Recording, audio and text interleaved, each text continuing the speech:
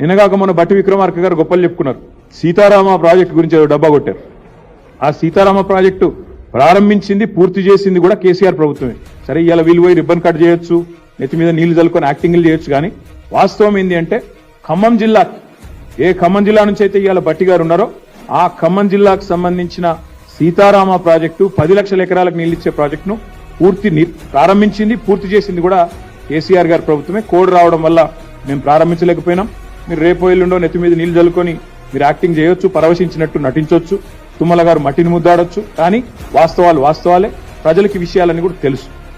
ఎందుకు చెప్తా ఉన్నానంటే సీతారామ గాని, కాళేశ్వరం గాని, పాలమూరు ఎత్తిపోతల పథకం గాని, కల్వకుర్తి, నెట్టెంపాడు, భీమా పెండింగ్ లో ఉన్న ప్రాజెక్టులు గాని వీటన్నిటిని వాయువేగంతో తీసుకొని పోయినట్టే సుంకిశాలను కూడా వేగంగా నిర్మాణం చేశాం. టన్నెల్స్ పూర్తి చేసినాం. 82 మీటర్ల లోతులో పంప్ హౌస్ నిర్మాణం కూడా చేపట్టాం. విద్యుత్